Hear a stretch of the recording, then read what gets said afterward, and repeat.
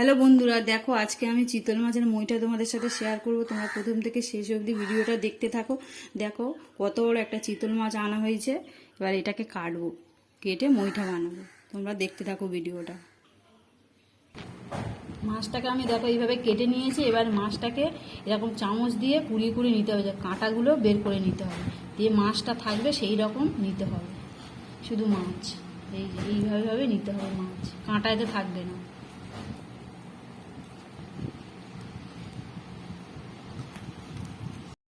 মাছটা দেখো আমি এইরকম সবটা নিয়ে নিয়েছি, কুড়িয়ে কুড়িয়ে, একটুও কাঁটা নেই। এবার এটাকে মাখাবো। নিয়ে নিয়েছি, এতে আমি একটা ডিম ভেঙে দিয়ে দিচ্ছি। দিলে এটা একটু নরম হবে, তাই আমি এতে একটা ডিম দিয়ে দিলাম।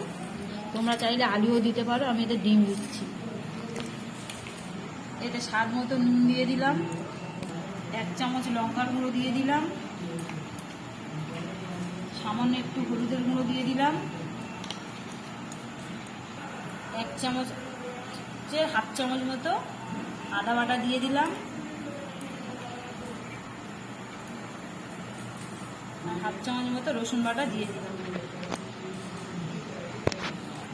এতে একটু পেঁয়াজ কুচি দিয়ে দিলাম। এবার এটাকে ভালো করে মাখিয়ে নিতে হবে সব মশলাগুলোর সাথে। দেখো একটু কাঁটা নেই বলে হাতে আমার লাগছে না, কাঁটা থাকলে কিন্তু হাতে বেঁধে যেত। এইভাবে ভালো করে এটাকে মাখিয়ে নিতে হবে।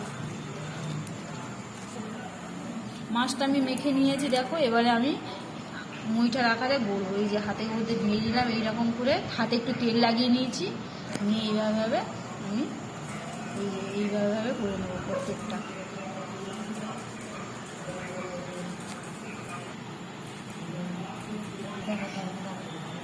একটু বড় মতো হচ্ছে, ছোট করে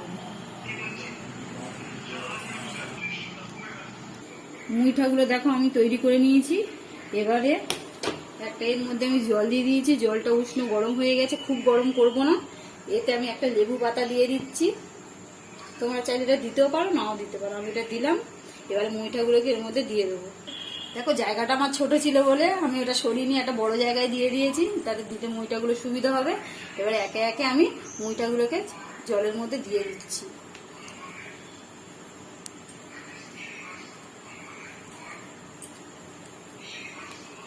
দেখো মইটাগুলোকে আমি সবাই দিয়ে দিলাম, দিয়ে একটু ঢাকা দিয়ে দেবো, দিয়ে এটাকে একটু 5 মিনিট মতো হতে দেবো হালকা আঁচে।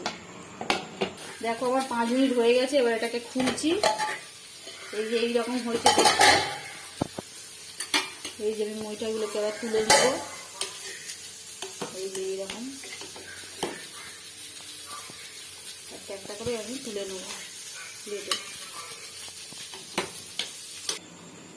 মাছগুলো দেখো আমি তুলে নিয়েছি। এবারে কড়াই বসিয়ে দিয়েছি, কড়াইতে এবার তেল দিয়ে দেবো। কড়াইটা আমার গরম হয়ে গেছে, মাছগুলো এবার আমি ভেজে দেবো। তেলটা আমার গরম হয়ে গেছে, এবার মাছগুলোকে আমি দিয়ে দিচ্ছি। ভালো করে এগুলোকে ভেজে নিতে হবে।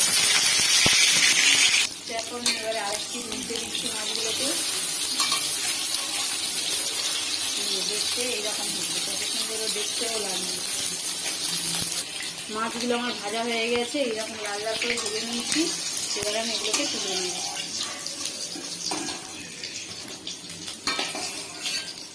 এইরকম সবগুলোকে এবারে ভেজে তুলে নিয়ে আরেকটা আছে, সেগুলোকে ভেজে নেব। দেখো সব মুইটাগুলোকে আমি ভেজে তুলে নিয়েছি। এবার এটাকে গ্রেভি বানিয়ে তরকারি বানাবো। দেখো মুইটা গ্রেভিটা বানানোর জন্য আমি একটু গোটা রসুন নিয়ে নিলাম, টমেটো নিয়ে নিলাম একটা, আর 2টো বড় সাইজের পেঁয়াজ টুকরো টুকরো করে নিয়েছি। এটাকে এবারে তেল দিয়ে ভেজে নেব। এবার এতে একটু সর্ষের তেল দিয়ে দিচ্ছি, দিয়ে তেল দিয়ে ভালো করে ভেজে নেব লাল লাল করে।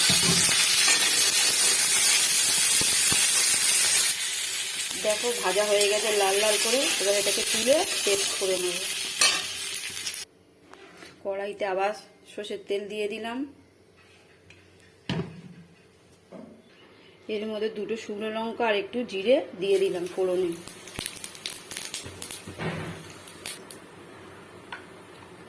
হাফ চামচ মতো হলুদ গুঁড়ো, 1/2 চামচ মতো লঙ্কার গুঁড়ো, 1 চামচ আদা বাটা,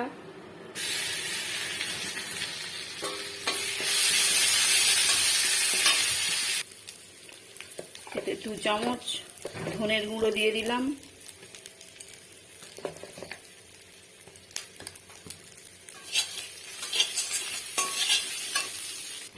সামান্য একটু জল দিলাম, মশলাটা কষে যাবে যাতে কাঁচা গন্ধ না ছাড়ে। জল শুষে নিয়েছে। এবার দেখো পেস্ট করেছিলাম যে এটা মশলাটা, পেঁয়াজ রসুন আর টমেটো, এটা দিয়ে দিচ্ছি এর মধ্যে। দিয়ে এটা ভালো করে বেশিক্ষণ আর কষাতে লাগবে না, যেহেতু ওটাকে আমি ভেজে নিয়েছিলাম গোটা গুলোকে, তাই এটা কম কষালেই হয়ে যাবে। দেখো মশলাটা মোটামুটি কষানো হয়ে গেছে, এই যে তেল ছেড়ে দিয়েছে। এবারে আমি এতে জল দিয়ে দেবো।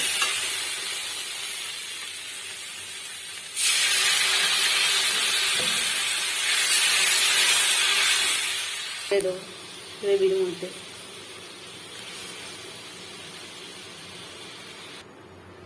দেখো আমার মোটামুটি হয়ে গেছে এটা। এবার নামিয়ে নেবো। এতে একটু সামান্য গরম মশলার গুঁড়ো, 1/2 চামচ মতো গরম মশলার গুঁড়ো ছড়িয়ে দিলাম, আর সামান্য একটু ঘি দিয়ে দিলাম। দিয়ে এটাকে এবার নামিয়ে নেবো। চিতল মাছের মইটাটা যদি তোমাদের কৃষ্ণা হট রেসিপিতে ভালো লেগে থাকে, অবশ্যই লাইক শেয়ার ও কমেন্ট করতে ভুলো না। চ্যানেলটিকে সাবস্ক্রাইব করো, তাহলে নতুন নতুন রান্না পাওয়ার জন্য। আজকের মতো টাটা।